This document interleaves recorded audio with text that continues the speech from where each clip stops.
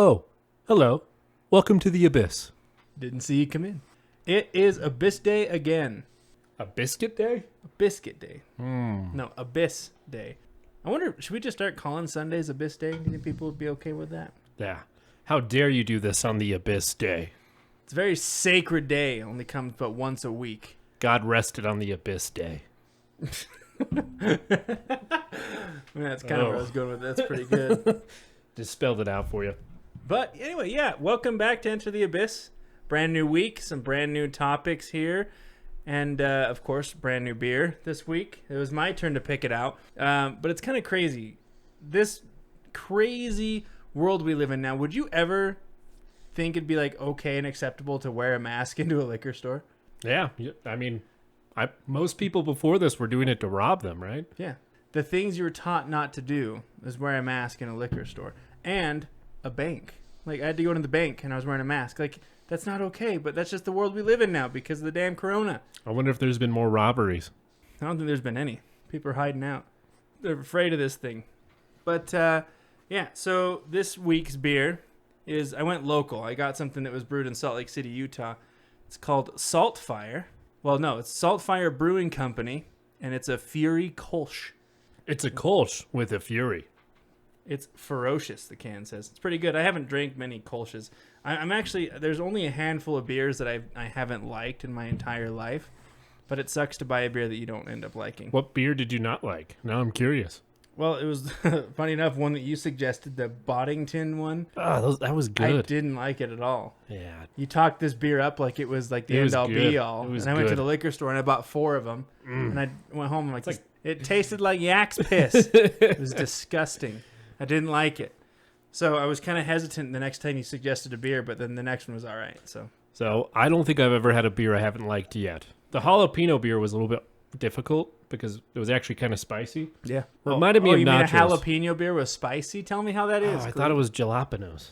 Yeah, but I looked for it. I wanted to get the jalapeno beer because we had talked about it. But I look forward to these days. We record. We got a brand new beer. It's pretty exciting. I love it. Yeah. But we got good topics tonight. So this week, yeah, we're stepping away from horror stuff. It's more unexplainable, scientific, mysterious. X-Files.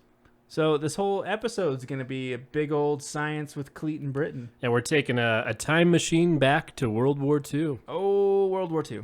One of the darkest periods in history. All right, hop in the handy-dandy time machine. I love it. So what are you talking about, Cleet? I'm talking about the Philadelphia experiment. The Philadelphia experiment. Did that happen in Philadelphia? Damn, how'd you know? Well, just an educated guess. Do you work for Finland? I'm the Finnish police. No, that's your job. Speaking of which, how are the investigations going? I told you, they opened the well. There was a skeleton in there. That's all they needed. Just the one skeleton and the murder weapons, I thought. But I am talking about the mysterious weapon known as the Glocke. Oh, what is that? The bell. Ooh.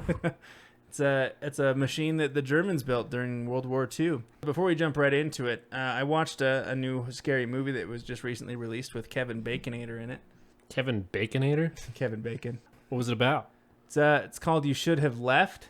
It's like a modern twist on like a haunted house type thing.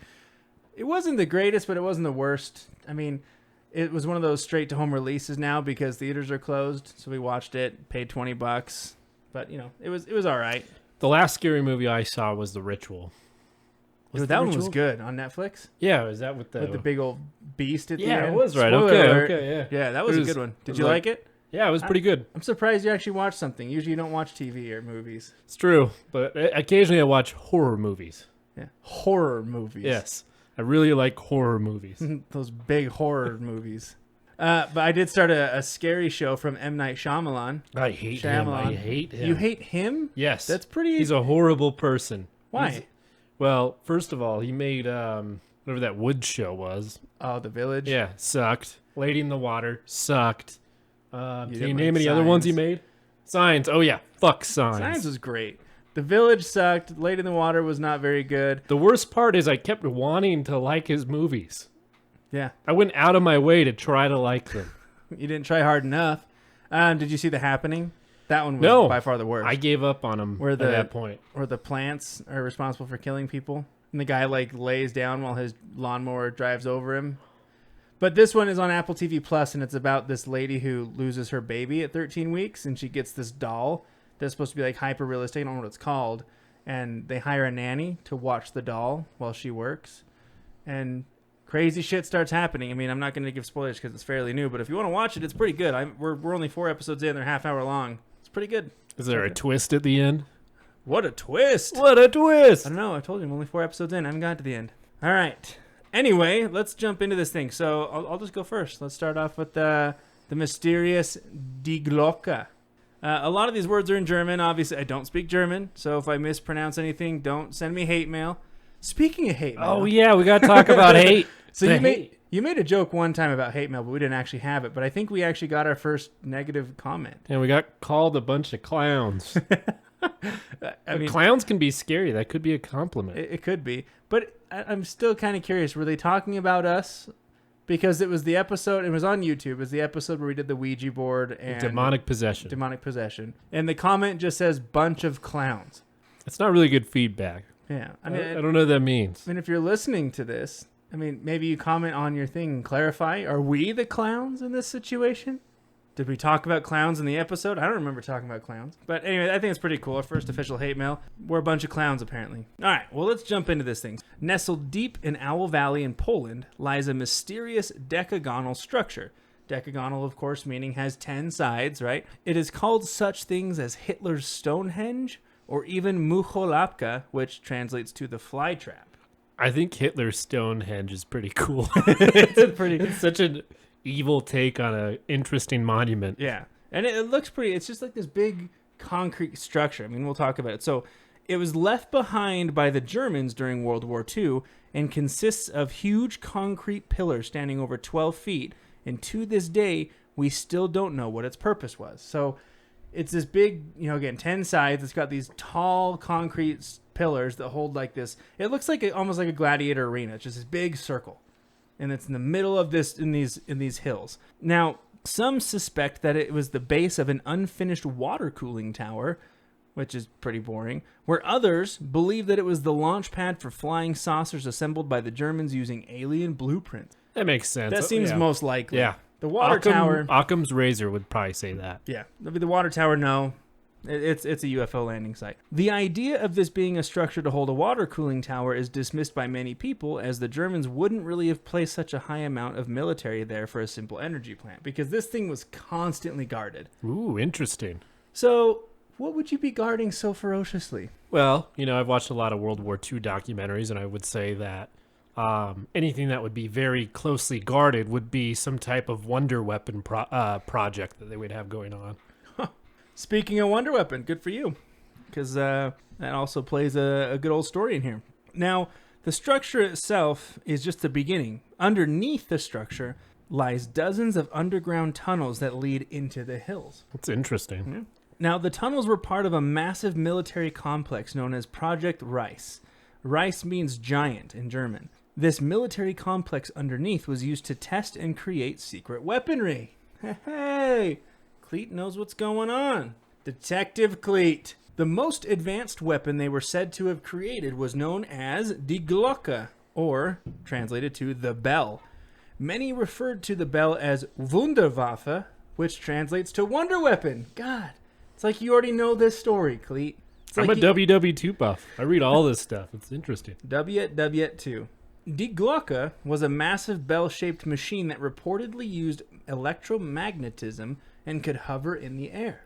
Documents surviving the war show the dimensions of the bell being roughly 10 feet high and 5 feet in diameter with a ceramic coating. Now, if you think about a bell-shaped flying object, it doesn't seem like it's going to work. It's going to create a lot of drag. It's not very aerodynamic, right? Because you know what a bell, it's like narrow on top, it gets wider at the bottom.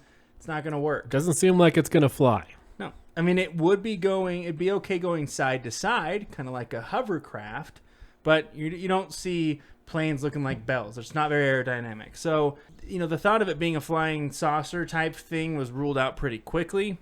Now, the bell was supposedly powered by a strange material known as Zerum 525, or better known yet as red mercury. You know anything about red mercury, Cleet?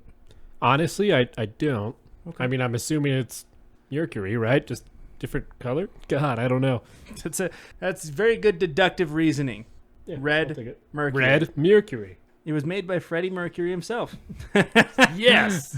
Good. Oh, good old Freddie Mercury, man. I'd love to go to one of his concerts. I think that was incredible. Inside witnesses claimed that the fuel to be cherry red or maroon in color with a viscous, dense, and gooey texture. The serum itself was stored in large counter-rotating cylinders that would spin at high speeds.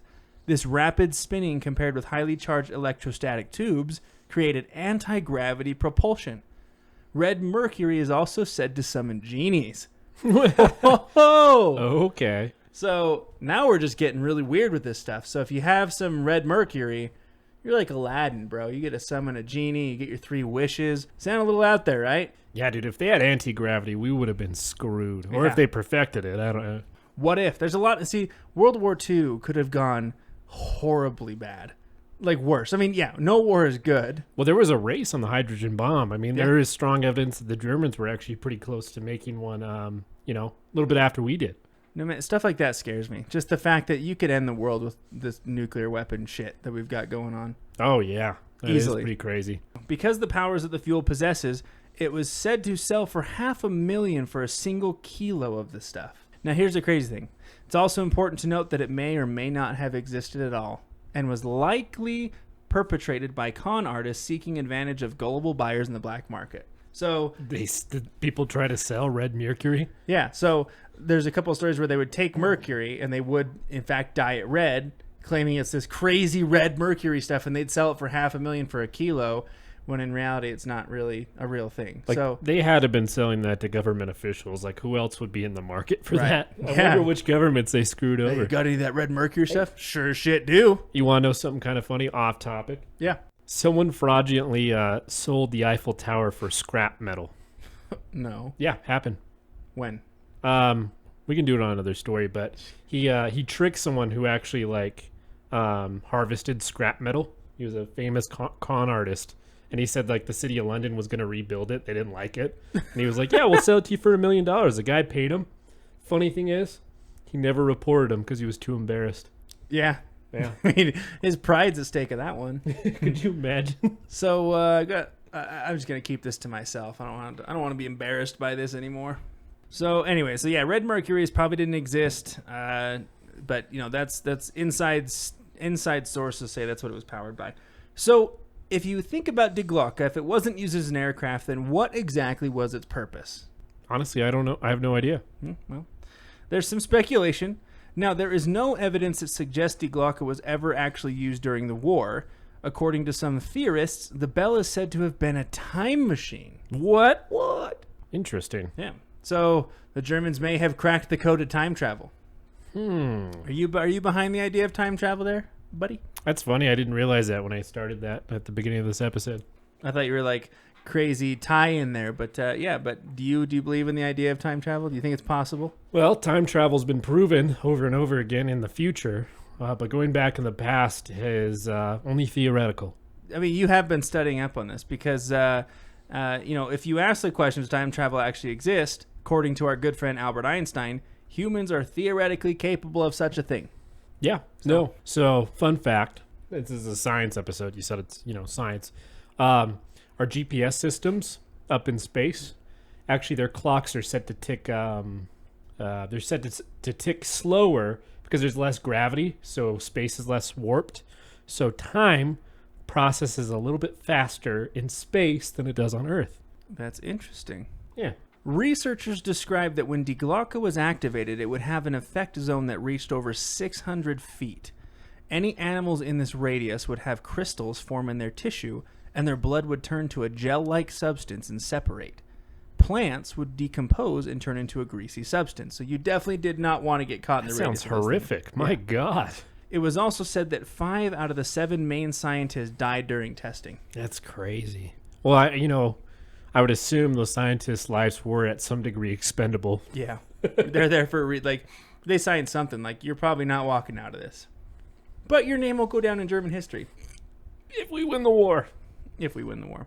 Because history is told by the winners. So I want to talk about one of the key players in this story. He goes by the name of Hans Kammler, and he was overseeing the project of the bell. Hans Kalmer was also responsible for overseeing the V-1 and V-2 missiles, which bombarded London during World War II. So this guy knows how to make weapons. So he worked with Werner von Braun. Yeah, Werner von Braun. His name got brought up too. He is a powerful man, absolutely. So when the Allied troops were advancing into German territory near the end of the war, the entire project, including Kammler, up and vanished into thin air. Like, did people ever see him again? Well, there's speculations, but when they got there to where he was reportedly there, they were gone. So Die Glocke is reportedly missing. He's gone. Just poof, out of there, right? Which leads them to believe it's a time travel machine because he just bounced up and left. Now, some rumors state that Kammler committed suicide outside of Prague, where others believe he made a deal with the U.S. government for immunity from prosecution when he handed the U.S. government the plans for Die Glocke. So he said, look, you let me go, here's the plans. Make your weapon. That was super common. It was called Project Paperclip. Another theory that is out of this world, quite literally, is that he teleported to another planet. he just hopped into Glocke and was out of the fucking Earth. I'm going to the moon. Fuck you guys. It's another planet, bro. It's like, hey, I met Elon Musk in the future on Mars. I teleported up there, hopped in his fucking Tesla, and I drove to the moon. Dude, I wish I was wealthy enough to just shoot cars into space. Can you imagine having expendable wealth like that? Like, just give me a Tesla. If you want to shoot it into space, I'll take it. Must be really cool. You just, like, don't care about money and you just want to do things. Like, he literally just wants to go to Mars. Yeah. It's like his goal in life now. Isn't it a rumor that the spacesuit that's in a car is an actual human body? Yeah, if you're going to murder someone, you might as well put them in a car and throw them into space. Like, it's like, no, it's just a suit. Don't worry about it. Henry Ford has nothing on Elon, man. Yeah. Crazy thing about this whole idea was that years later in Pennsylvania, multiple reports came in describing an object that looked like the bell. So this object just flashed into the forest and people described a giant bell-looking feature or structure. So it's pretty crazy. So I want to talk about some potential evidence because that's always important. You can't just have these speculations. You have to have some form of evidence behind anything like this. After the close of World War II, many Germans were tried for crimes against humanity. Very obviously. One of these Germans was a man named Jacob Sporenberg, who was one of the highest commissioned German SS ranks. Sporenberg was tried for the murder of 60 German engineers, scientists, and technicians. Sporenberg declared in his affidavit that they were murdered in order to prevent the technology of Die Glocke from ever escaping that facility and ending up in the wrong hands. So he's saying that Kammler ordered him to kill all these guys when shit went sour. So they killed him, Kammler left with Die Glocke, and that's it. That's like every evil villain show whenever they have scientists. Like, they're like, yeah, here's a champagne, and then it's like poison. Like, Kill them all! Yeah. So 60 people he's tried for. Also in Sporenberg's affidavit, he claimed that the bell produced a hissing or buzzing sound when operational. They would refer to the bell as Der Bienenstock, or beehive in English. So it has a lot of names. It's like Die Glocke, Wunderwaffen. I'm going to call it the hate bell. More evidence points to a painting by a man named Charles A. Delschau in the late 19th century. Delschau's paintings seem to indicate German engineers had knowledge of this bell long before it was ever deployed during the war. Some theorists claim that Delschau's paintings are proof that he has been in contact with hyper-intelligent extraterrestrials. So they're looking at it going, yeah, he's talking to aliens, all right. Delschau had hundreds of highly detailed paintings looking identical to Die Glocke, ruling out coincidence. Because if he just had one, who cares? It's one painting. But he had hundreds, and they're super detailed. So it's like, yeah, you knew what this fucking thing was. Interesting. Now, it gets even more interesting because Delschau belonged to a rather cryptic group called the German Sonora Aero Club Collective, and their main objective was to construct exploratory aircraft designs. It's an interesting name. Yeah. So is it like they're exploring different propulsion systems? I mean, yeah. I mean, it's just so so they're just exploring aircraft design. So anything that could potentially be the next aircraft, whether it be like alien in nature or just like the next airplane, like anything, it's exploratory. And that's their whole goal, was just to paint and construct these exploratory aircraft designs. The reason why I ask is NASA has a branch called that's dedicated to investigating like exotic propulsion systems. Are they called the German Sonora Aero Club Collective? No. Okay. Well, damn. Fuck off. It's worth a try. So the big question is, what happened to the bell after the war? So this is where the conspiracy theorists come out. I think the bell. This is where they're at. I think the bell got rung. I think they just put it in Philadelphia. Many conspiracy theorists suggest that the bell is located in the Arctic Circle or South America. They suggest the Germans moved it here after their top scientist was executed. It is also believed by many that German leaders have kept up with their secret space program by developing UFOs and communicating with extraterrestrial beings even after the war. Yeah. So they never stopped talking to aliens. The Germans are still at it, man. Yeah. No, and a lot of them ran to South America. Sorry, Argentina. More on the conspiracy theory subject, many think that several German leaders teleported to the Aldebaran solar system with Die Glocke, where aliens transferred UFO schematics telepathically to mediums. So they just went to a whole new solar system, met up with these extraterrestrials, and they beamed these plans to mediums here on Earth for UFOs. What are these aliens' endgame? I don't know. But again, another big conspiracy theory was that the Germans were just aliens in uniform, and that there was like their plan to take over Earth, which is why they were trying to develop these UFOs in Germany. It's like Captain America. Yeah, it is. It really is. Even more people believe that the Germans still operate secret UFO development bases in the Arctic that have yet to be found today. I mean, if you're going to be somewhere, it's going to be in the Arctic. First of all, there has been a lot of historical sightings of UFOs in Antarctica, like crazy ones. To this day, I mean, Die Glocke has still received lots of attention in modern times, being included in the hit video game series Call of Duty and appearing in many comic books and novels. So it's still being talked about. We don't know the exact what it is, but it's still getting its fame there. It's still shrouded in mystery, but there are so many questions left unanswered. Did the Germans in fact crack the code to time travel and teleportation? Were they in communication with extraterrestrial beings? We may never know. But the answer is definitely lost in the abyss. So that is the story of Die Glocke. Now, honestly, I'm going to be honest. It took a lot of digging for this. There wasn't a lot of material. A lot of it said the same stuff in a lot of different ways. So I did the best I could, a lot of information. But it is one of those big modern mysteries. I mean, there was one of the things I watched was on the History Channel, Ancient Aliens. I can't fucking stand that show. I hate that show. I can't stand the show because everything is aliens and that like chipmunk dude. with like with the hair that sticks straight up. Fucking Alvin. So yeah, I mean it's interesting to check out. There's some stuff on YouTube, but I mean if you try and research it, you're gonna get very little tidbits here and there. But it's definitely very interesting. It's something crazy to think about. But World War II, man, the Germans were looking into some very dark, scary things. Like they wanted to win. Yeah, they wanted to win this war, and they were willing to do anything possible. But yeah, so that's Die Glocke. Die Glocke. All right, let's turn to the Philadelphia experiment.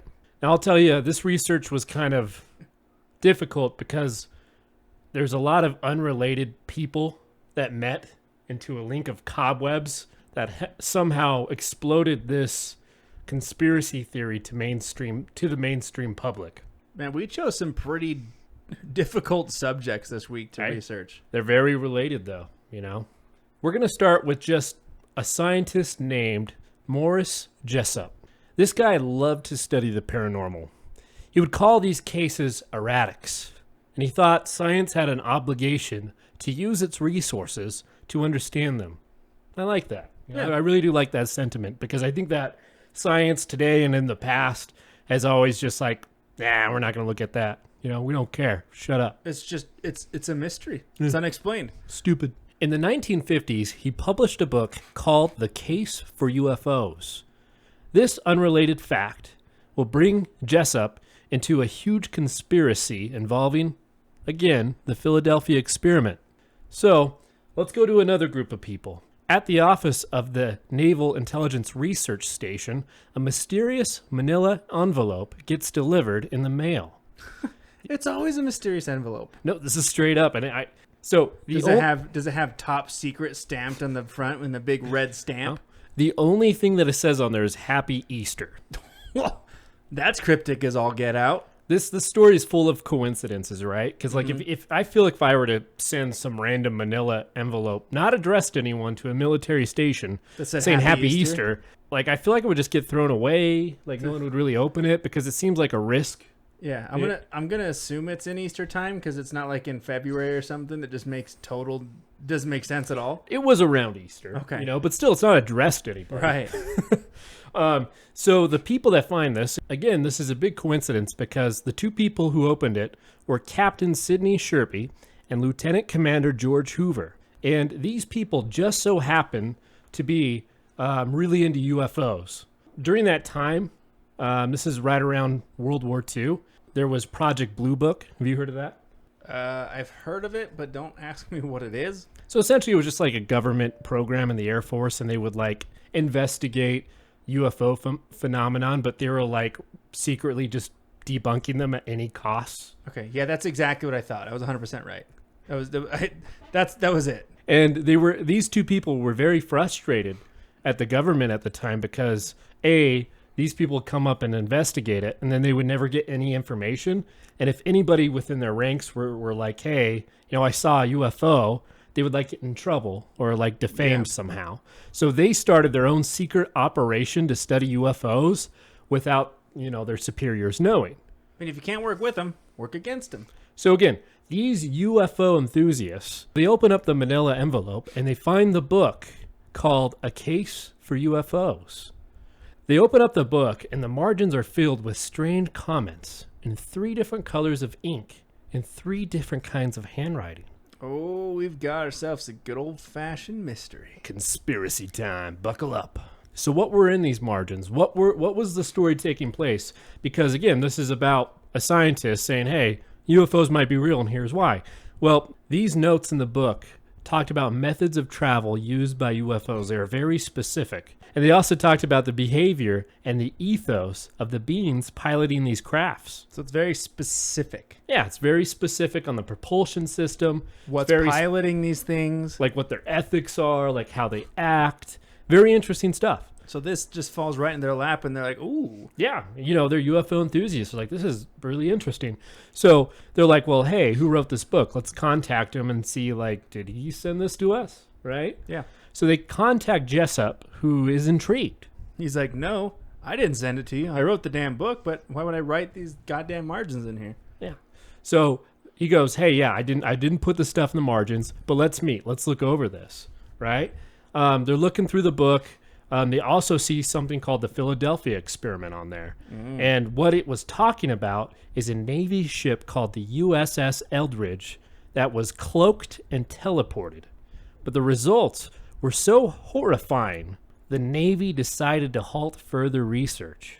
So the USS Eldridge, that's like a huge freighter, right? Like it's a warship. Massive warship. Yeah. So this is during World War II. So when they meet Jessup, he recognizes one set of the handwritings in the book. So just one set. So one of the colors of ink he recognizes. One of the 3. Yeah.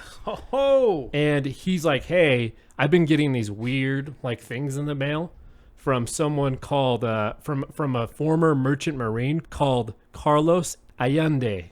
They piece together the book and the letters that he got in the mail, and they start to understand what exactly happened during this experiment.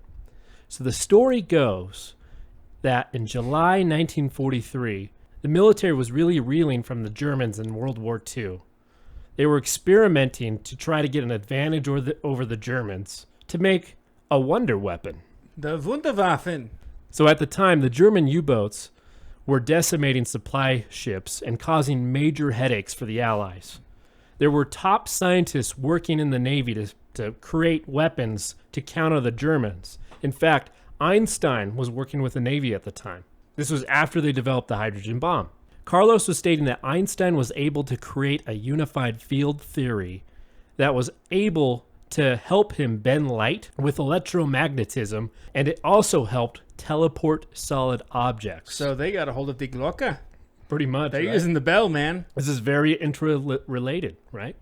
They decide to test it out again on the U.S. Eldridge in the Philadelphia shipyard.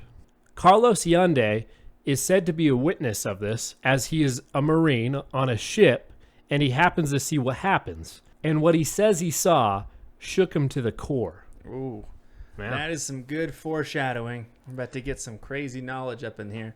So he's just sitting on his ship, right, minding his own business, and he sees what he calls a skeleton crew of people board the ship and start running some tests. They're installing some stuff, and they're talking to these scientists and officers that are watching them from a safe distance. So he's just sitting on the ship, and this like small crew gets on, just starts doing their own thing. Yeah. He's like, "What the fuck?" He's like right next to it. And the thing that I think about on this, it's like, I don't know why this came to my head, but it's like, what if someone like puts you in a room and they're like, "Hey, I want you to mess with this puzzle," and they're in this like hazmat suit, Right? Hey, I need you to work on this. We just want to see what happens to you. And they like slowly back away. Whatever you do, don't get up. Just do the puzzle.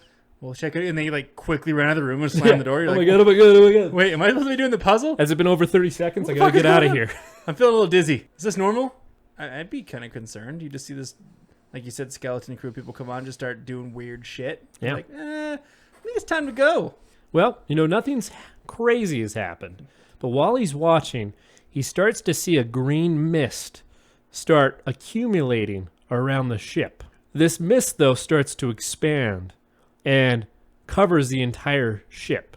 It reminded him of St. Elmo's fire to a degree because, he saw a little bit of like electricity shooting through it.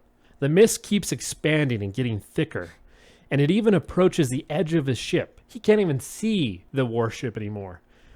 He describes that he reaches his hand out into the mist because it's so close to his ship. I know. And I wouldn't touch it. I'm just saying, like every horror movie that you've ever seen where there's a big old cloud of mist, you don't put your hand in there because it's not coming back. You're going to get like bones back. It's like a dingy basement. Oh, let's walk down with no lights because that makes so much sense. Let's reach into the fucking mist. Did you see the mist? I did. That was actually really good. I enjoyed that. Yeah. So eventually the fog just dissipates rapidly. And to Carlos's amazement, there's no more ship. It's gone. Holy shit. Yeah. Just poof. He's like, what the fuck? I bet he did say that. Like, I bet his words were, what the fuck? What the where fuck, did my ship go? I don't know how he gets this information. Again, we're speculating this is true. But there is a flash of light in another shipyard in Norfolk, Virginia, almost 300 miles away. This ship is only there briefly. And then again, the green mist comes out, and then bam, there's another white flash in Philadelphia, and the ship is back and in its original place. So, could you just imagine not being in on that experiment, and you're just like watching, just like not like too far away? Like, what would you think? I'd look down at the whiskey bottle I'm holding, going, "What the fuck is in this?" Like, I don't know. I mean, it disappears and then comes back in its original spot. Just green mist and a white flash. At first, I would like try to like be like, well, maybe it like was really quick in the mist and I just didn't see it. Yeah. But then white flash and it's there. You're like, fuck. And then like you'd be like, should I like report that to my commanding officer? I probably wouldn't. Yeah, he'd be like, you're crazy. Yeah, I wouldn't at all. You need to go home and get some rest, buddy. So, I swear, officer, this green mist came out, it fucking flashed, it was gone, and now it's back. I promise. Green mist. Drug test, drug test, drug test. Buddy, give me your arm. I'm going to pull some blood. So Carlos looks at the ship, and it's in pristine condition at first glance. But after more inspection, he noticed something horrible has happened. The crew was dead. Dun, dun, dun. Close. Somewhere. Some of the men were said to be molecularly scrambled to the ship. Man and metal. So they just morphed into the goddamn ship? Well, it's like their atoms, like, kind of like went into it, and then like, I don't know, they just hardened. Yeah, like, so they just became part of it. Half carbon, half metal. Yeah, so I just imagine they're stuck halfway in. Can you imagine seeing something like that? Yeah. So two of the bodies were buried in the steel deck. So like just the surface of the ship, maybe like 3 inches in, they could have been dead or near dead. 2 more bodies were found standing upright in the bulkhead, buried in the steel as well. Oh. The 5th man that he saw had his hand in the ship metal, and he could only see his wrist. He was just getting ready to punch it. He just couldn't pull his hand out. He's like, fuck! Others were simply missing. Where did they go? I don't know, man. They're in the ship. Like, they're all the way in the ship. Maybe they went to another dimension. Maybe they know what happened at Skinwalker Ranch. I don't know. Whatever happened in that green mist, they are the only ones who know. So well, I'm going to assume that the people that are fused to the ship are dead. No one's come out. You know, no one said, hey, I've been fused to the ship. No one has. I mean, he said that they looked alive at the moment, you know. Oh. He didn't get access to the medical records. He just said, I saw some people fused to ships. Uh-huh. So there were more survivors that seemed unscathed. But he talked to other people in the military, and they said they still suffered because of the powerful electromagnetic fields fried some of their brains. They were very prone to mental illness. The ones that were too clinically insane or had extreme nerve damage were put into institutions for the rest of their lives, and they were covered up. I bet. What I mean by that is, like, they were still alive, but they told their families they died in war.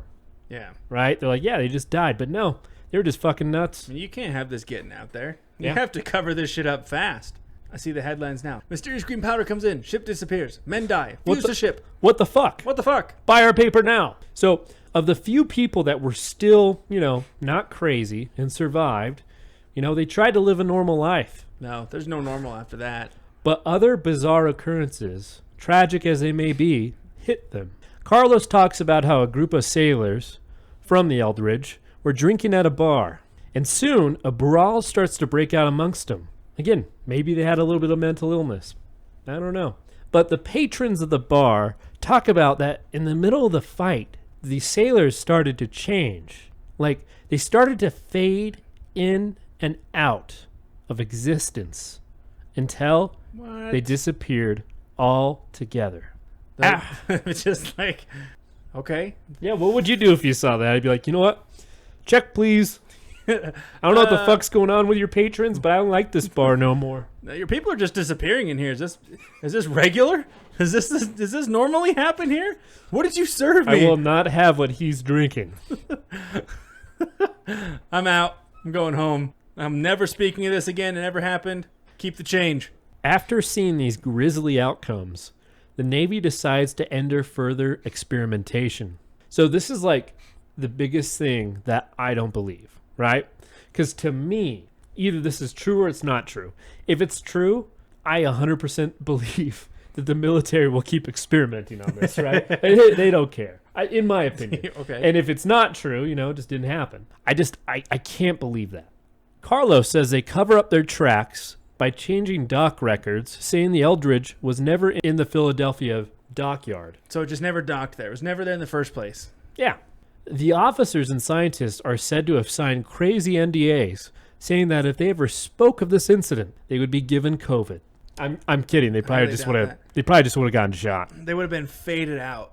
They probably would have been hit by the Glocke. Die Glocke.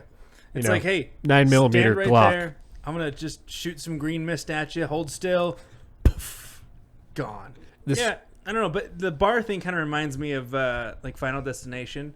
Like they escaped the ship somehow, but they were meant to die. It was coming for you. That's like, a you good. can't I like escape that. it. Yeah. So it's like, okay, yeah, we lived, but you're not living for long. You know, I guess it would be really interesting though, like if the Navy were to run that experiment and everyone died, went crazy, and disappeared. I wonder if the people in the institutions disappeared too, if it's true. Yeah, I wonder. They just up and vanished. The story is known in the public eye, but it's not really mainstream. In 1959, this changed when Jessup makes a big discovery in the Philadelphia experiment and decides he's going to share that information with a colleague named Dr. Manson Valentine. Manson Valentine. That reminds me of like Resident Evil. Reminds me of Resident Evil. They make an appointment the next day to have dinner and go over the information. But Jessup never makes it to that dinner.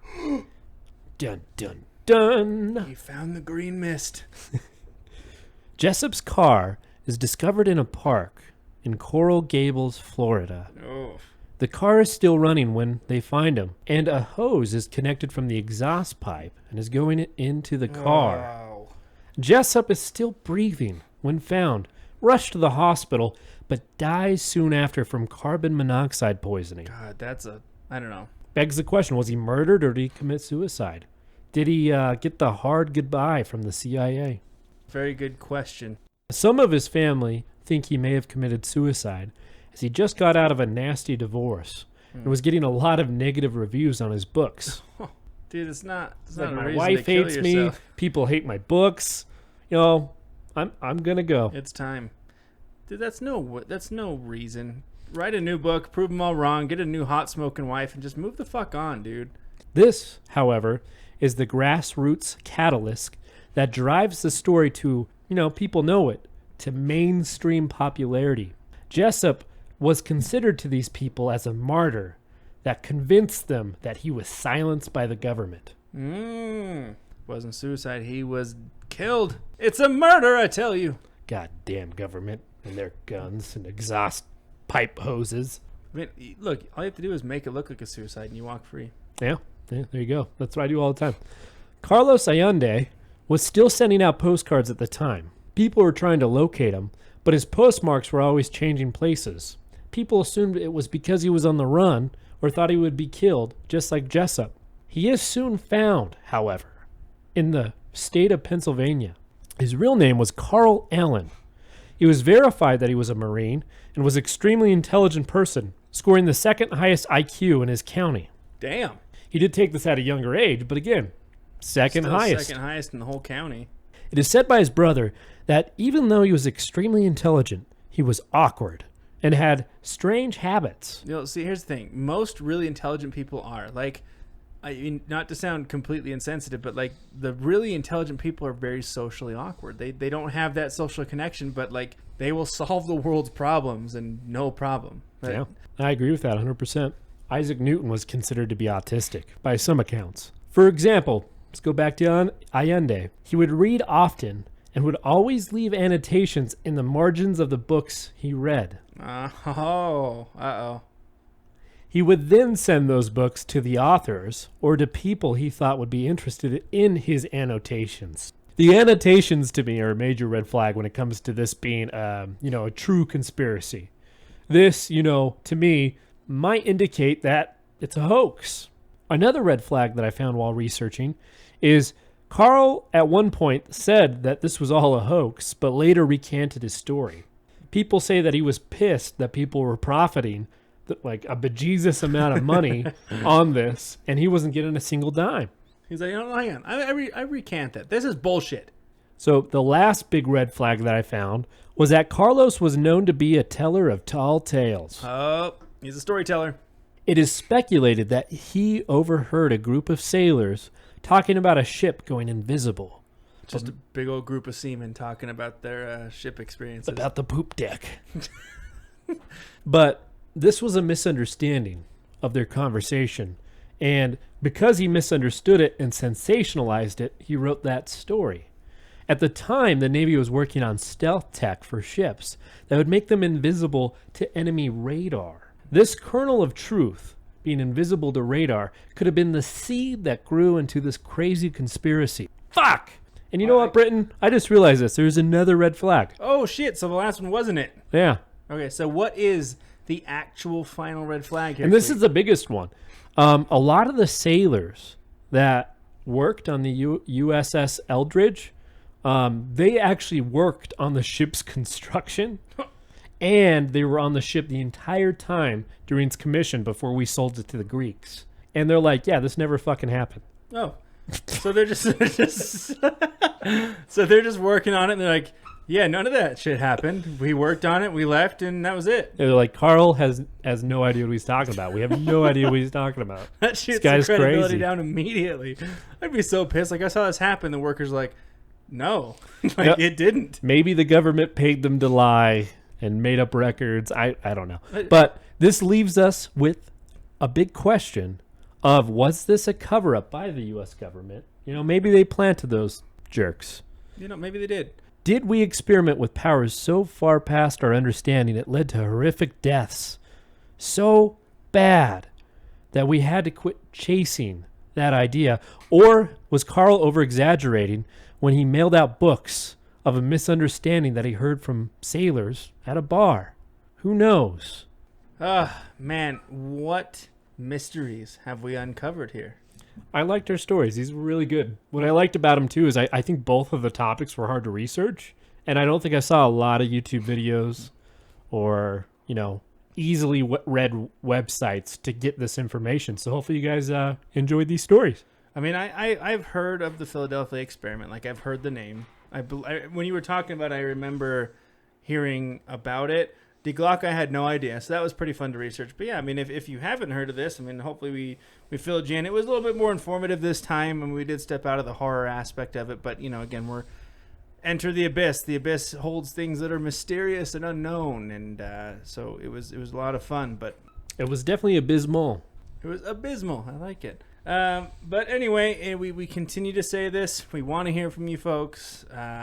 We're just a bunch of clowns looking for a story. So, yeah, you know what? I'm actually going to dedicate this episode to the individual or individuals who called us a bunch of clowns because, why not? This is for you. You reached out to us, called us some clowns, and your name on YouTube is 2025. So, hey, this episode's for you. Yeah, send us an email about what happens in 2025. I'm curious. Oh, this is cryptic. Yeah. Maybe it's our future calling us clowns. Maybe this podcast just flops and we're just big failures. And we have to go to clown college. In 2025, we're throwing pies. Wearing big shoes. Driving small cars.